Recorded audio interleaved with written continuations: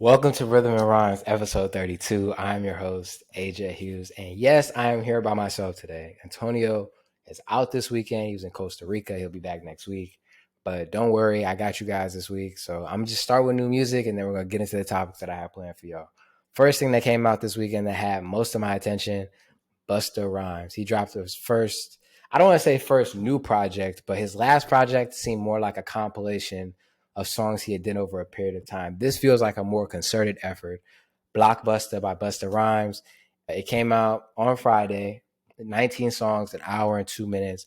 And he had a packed lineup of features on here, which is something that I wasn't expecting. I don't know. I didn't know this album was coming out, but it's definitely something that I'm glad came out now that I've heard it. Features that on this project include Quavo, Bia, Young Thug, Blast, Young Blue, Coi Leray, The Baby T-Pain, Burna Boy, Swiss Beats, Blackway, JNR Choi, Shensia, Chris Brown, Giggs, Kodak Black, Moray, CIE, Trillion, RAI, and Big Tigger. And I'm pretty sure it was executive produced by Swiss Beats and Pharrell.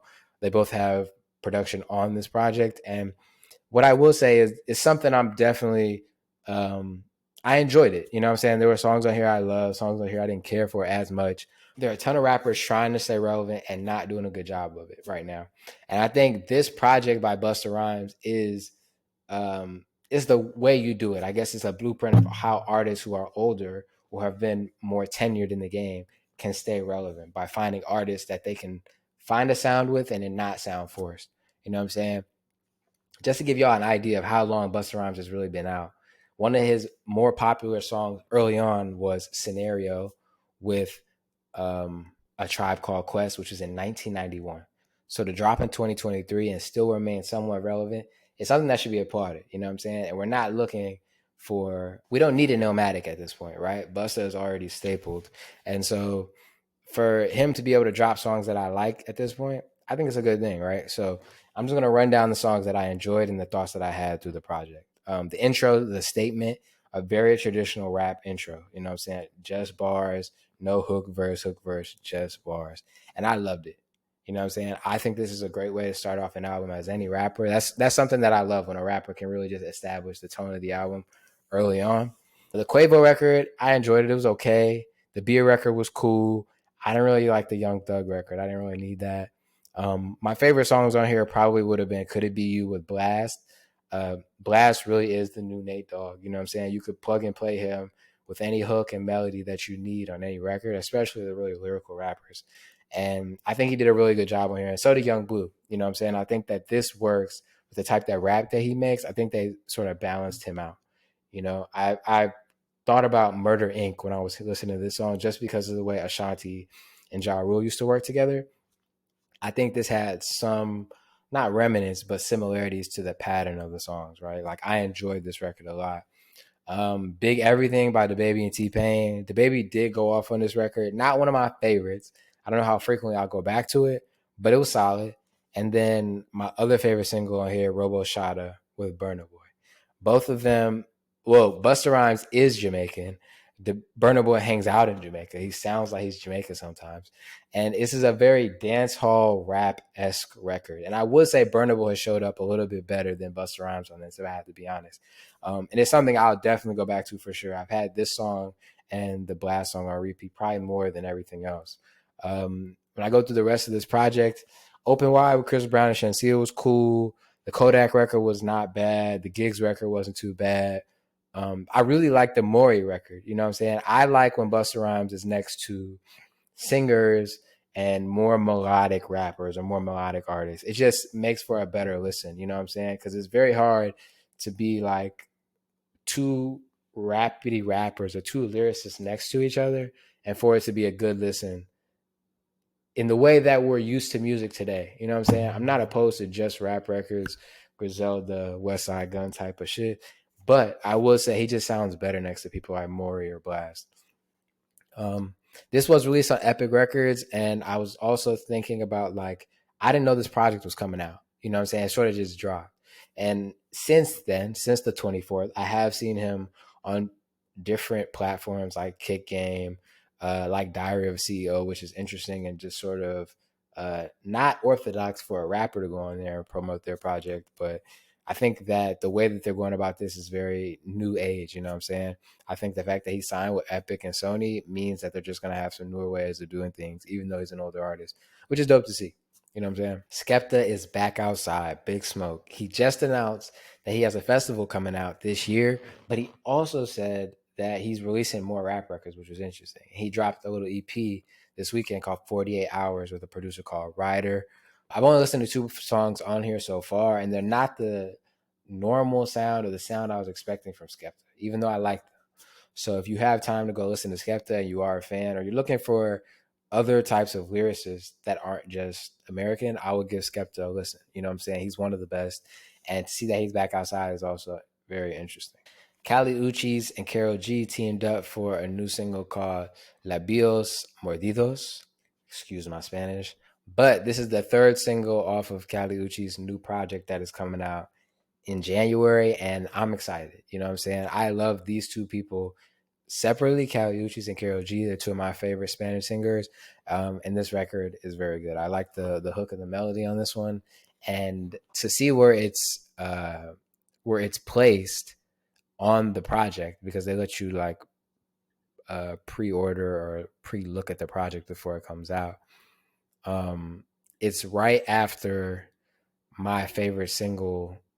Well, there's only 3 singles, so my favorite song on the project so far, Muñequita, which is it's a reggaeton dembow song with El Alfa and JT, and I think the sequencing of that and then this, it makes sense. You know what I'm saying? So if you're looking for any type of singer, not just English, if you're okay with Spanish singers or you like Kali Uchis, I would definitely give this record a listen because it's really good. We also had Arizona by Lojay and Olamide. I just got hip to Olamide like a couple months ago, so now that he's dropping fairly consistently, he's already an established artist. He has a ton of projects out that I need to go back and listen to. But dropping this song with one of my favorite artists of 2023, Lojay, was definitely a surprise too, because I didn't know this was coming out. Lojay dropped an EP at the beginning of the year called Gangsta Romantic that I really enjoyed. There was a song on there called Canada, and this song gives me similar vibes. It's not the same song, but similar vibes as that one. So definitely a good song. Probably something that's going to be in rotation for the next couple of weeks now or longer. We'll see, but it's something I enjoy. And last, Bon Appetit by Unknown T. Unknown T is one of my favorite new rappers that I've come across over the last couple of years, probably the last year or so. And the thing I love is just his tone of voice over certain beats. Like, he doesn't sound like anyone else. And I think something about UK rappers that I really appreciate is that they have the ability to rap really fast and rap not as fast when they don't want to. And I think it has a lot to do with the grime influence on rap and drill over there. I think that allows them to jump in and out of different pockets a lot differently than over here. You know what I'm saying? Like, we have drill, but the tempos and the BPMs don't vary as much or aren't as fast, I would say, as over there. So also with Bon Appetit, something I noticed is on the drop, they even though it was just a single, they put 7 other Unknown T songs in the drop on Spotify. At least I'm not sure how it appeared on Apple Music, but at first I was confused as to why they did this, and then I realized, like, the way that Spotify works, this makes sense if you enjoy the song, right? Like, the way that it works is after Bon Appetit, the next song they're going to play is off of the Bon Appetit radio station, right? Songs like Bon Appetit. It might not necessarily be Unknown T, but it's going to be a song in the same ballpark. And if you're an artist and somebody decides to click on that song and listen, and they want to listen to more songs, why not just give them the next 7 songs that they should check out by you if they've never heard you? Or if it's somebody that already enjoys you, why not just give them more of you? Pause. You know what I'm saying? So this song definitely dope. He has a project dropping in January as well. His debut album, Blood Diamond, comes out in January 12th. I'm excited for this just because of the singles that I've heard since I found him, which was Right Hand with Nux, another one of my favorite rappers. I've enjoyed everything that's come out. So I'm excited for his new project that comes out January 12th. But yeah, not too much music that came out this week. I can't believe I'm saying this, but Chance the Rapper needs to drop a new project, right? I was one of the main people saying that his last project was not good or that I did not enjoy it. Let me say it like that. I was one of the main people saying I didn't enjoy that. But since then, a lot of the singles that he's dropped have been very, very good. Like if I run down what he's dropped in the last probably 3 years, I'll just go through the ones that I've enjoyed over the last year. He dropped Brave with Vic Mensa, which was really good. I've been listening to that one a lot recently. A Bar About a Bar, which I thought was an interesting concept. And not just, the thing that I appreciated about what he's dropped thus far is like he's found very artistic ways to go about releasing them, right? Like he, with A Bar About a Bar, The Highs and the Lows, Yeah I Know, and Child of God, he had an artist, I don't know what it's called when you like have them do a specific piece to go along with the song, but he had them do that on here, and the artwork is dope. And he also sold the artwork, split the proceeds with the artist. But A Bar About a Bar, interesting concept. The video is really dope on that one, so if you have time, go check that out. The Highs and the Lows. The Highs and the Lows is one of my favorite rap songs of the last. I don't even know. I don't like saying of the last. It's one of my favorite rap songs, period. I can say it stayed in rotation since it came out with Joey Badass, and the video is really dope. And I am just excited for whatever he has coming. You know what I'm saying? I think that of the last like 5, he's dropped 5 songs in 2022 and 2023, and I like 3 of them, which is a pretty good ratio. You know, I was one of those people after the last album saying that he needs to get back on acid. It was a joke, but I was like, yo, he needs to get back on acid because this ain't it. But he's found something here that I think that not many people are able to tap into. He's always been a very skilled lyricist, but it's just the content that hasn't been really resonated with me, or something that made me want to go back and listen. You know what I'm saying? So I'm looking for a new Chance the Rapper project, and I'm interested to see if he has anything coming, because I felt like the cadence in which he was dropping A Bar About a Bar, The Highs and the Lows, Yeah I Know, and Child of God, I feel like he had something coming a lot sooner. But it's been a while since he's actually dropped his song or any song. So I think something may have got delayed. I know he was doing the festival for a while with Vic Mensa, which is really dope. Something I want to get out to at some point. But I just wanted to put it out there. I'm looking for a Chance the Rapper project. Something else that I noticed that I wanted to speak about and I thought was interesting, because I think with a lot of the music that I talk about on here, it's not American, which is fine. But I think that a lot of people are hesitant to try and listen to people from places that aren't where they're from, or music that is a lot more eclectic or out of the ordinary from what they're used to. I think that the context in which you understand the people making the music and the people it's made for matters, right? Because there's some things you're probably just not going to understand. And the way I wanted to bring this up was the relationship between football and rap overseas, or if you're in America, the relationship between soccer and rap overseas, right? It's very similar to the relationship between basketball or even football, like American football, and rap here. And that's something that I didn't really understand when I was listening to the music over there, right? Like you're just missing certain things that don't make sense. And the perfect example I give is Declan Rice. Declan Rice by Odumodu Block. That was the first song I heard by him. I didn't know who Declan Rice was. I didn't know it was a person. I legitimately thought it was like rice, or a type of rice that I just wasn't familiar with. And then what ended up happening was, so the team that Declan Rice was on, Arsenal, they put out a video. It was like a promo video of him going to Arsenal with the song in the background, right? And Odumodu Block made another version, a clean version, to be used, I guess, in the stadium for the video and things of that nature. And it was interesting to see like how big of a deal that was for him. You know what I'm saying? I guess he used to play football back in the day. I saw in an interview he said that he used to play. And Arsenal is like a huge team over in London, right? And what I feel like what London is to a lot of artists overseas is like what New York or what Atlanta is here. And so to see that video and like the rounds that it made, the amount of views that it got in a short amount of time, and how everybody around him reacted to that, it clicked for me. One, that Declan Rice was a person, and two, that football is their basketball. You know what I'm saying? Like, or football is their American football here, right? Like there are so many bars and references and associations with rappers here that we have, that we understand like basketball. You know, how many times has Jay-Z mentioned LeBron? How many times Jay-Z or Kanye mentioned Derrick Rose, Dwayne Wade? You know what I'm saying? It's countless. Melo, like you can't even name the amount of times that it's happened. And I started going back and thinking about songs I had heard prior that were football bars that I didn't understand, right?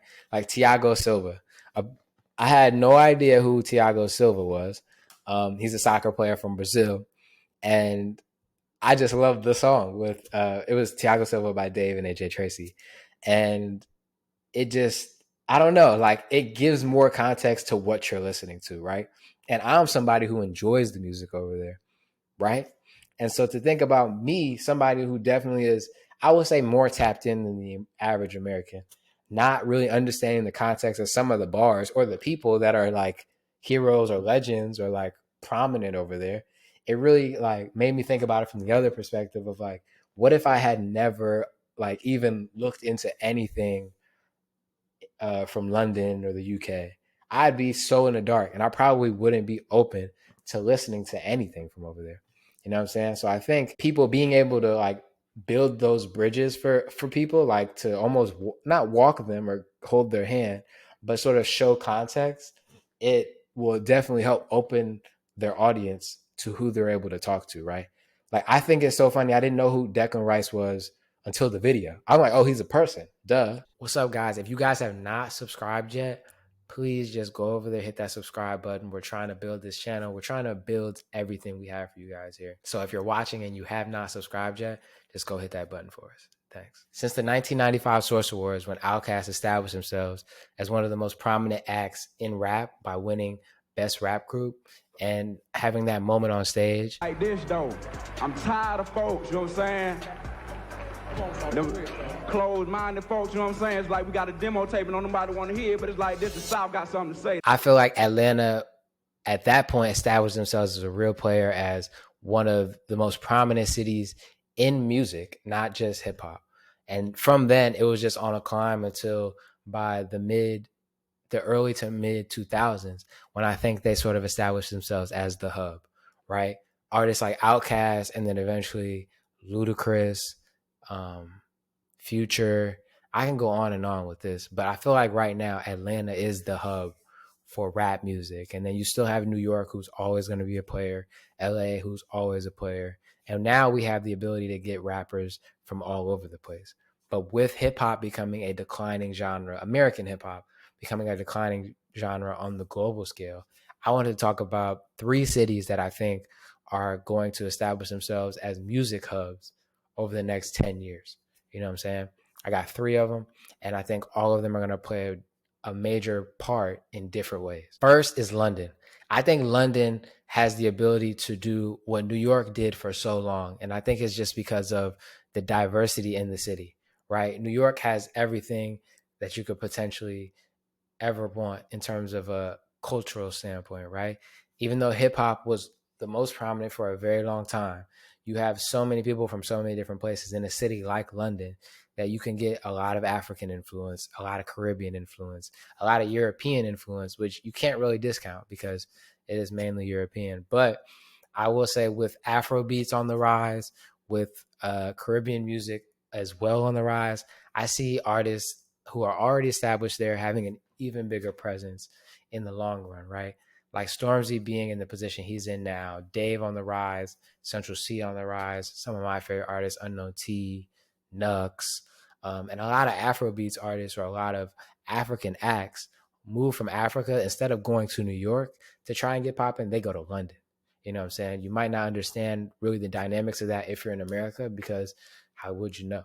But as I've seen, when they're doing promo, when they're trying to get people behind a record or behind an album, they end up going to London. And so I see London as being one of the major players over the next couple of years. And I think if any city has the potential to take the crown away from Atlanta, in my opinion, second, I have San Juan or Puerto Rico as a whole, right? Puerto Rico is an island, so I would encapsulate the whole island in a way, but I'm just saying the hub of Puerto Rico is going to be, or it already is, a major player, right? Last year was the first year that Latin music crossed $1 billion. And a lot of that came from Puerto Rico. You have artists like Bad Bunny, Ozuna, Mike Towers. Latin music is interesting because you can get artists from all over, right? I enjoy Sech from Panama. You got Karol G, and you got others who are from like Colombia, or even Mexico has somewhat established themselves over the last year or two in terms of a global market. You know what I'm saying? You got a lot of Mexican bands that I've been seeing pop up, Peso Pluma. But I think in terms of Latin music, the hub for that is San Juan or Puerto Rico.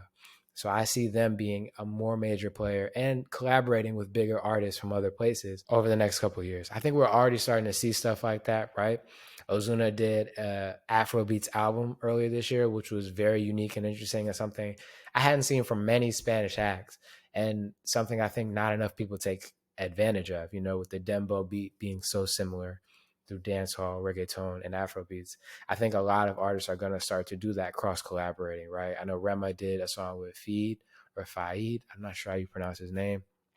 But like I said, Puerto Rico definitely going to become a hub over the next couple of years. And lastly, I would say Lagos. I've been trying to figure out how to get to Africa over the next year or two. It's on the top of my bucket list. And I think that all my favorite music for a very long time was only coming out of Lagos. You know what I'm saying? A lot of artists go there to get it popping in Africa, not just Nigeria. And I think we're going to continue to see artists come out of there. So far, we've seen Rema, Ashake, Wizkid, Burna, who else? Davido, Olamide, already established acts in Africa, but we're starting to see them get a lot more global push as well.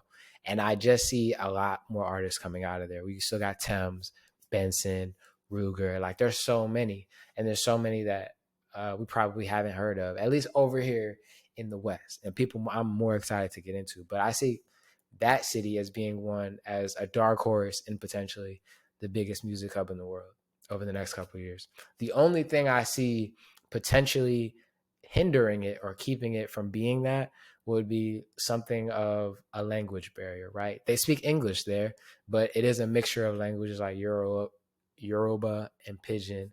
And I think that depending on what the most popular songs that come out of there are and how like America takes to a lot of them, I think that could potentially hinder it and maybe give the other two cities a bigger of a leg up. But the music out of there is impeccable and it's something that I love. Honorable mention, which I don't think has the potential to be the number one hub or the number one city, but something that's definitely making noise right now.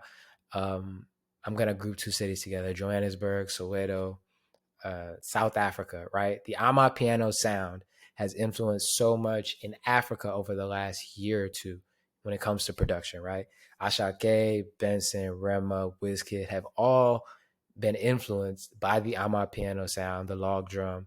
Producers like Blaze Beats, Magic Sticks, people of that nature have started to influence the Afrobeat scene there. But that all stems from the Amapiano in South Africa. And I think that it will continue to build. And I think that people looking for a break from traditional rap in the States on a global scale are going to turn to different types of house music. And right now, my favorite house music is Amapiano. So I definitely see it becoming a staple in playlists and in people's lives over the foreseeable future. I just don't know if it'll be number one. What cities do you think will have the most sway or the most prominence over the next 10 years? If not ones that I mentioned, who do you think it'll be? Who do you think has the potential to be the number one city or a big player in where music is going over the next 10 years? Let me know in the comments. This week, I am going to give you guys a song that I have been listening to that y'all need to check out. I'm gonna say Shake by Skillibang. Shake by Skillibang and Jada Kingdom. That's one of those records where it's like you heard it a couple times out or you heard it and you just like, it's all right. But then I was just listening to it and I was in my bag. I was enjoying it for real, for real. So Shake by Skillibang and Jada Kingdom is my song for y'all this week. That's pretty much it. We'll see y'all next week.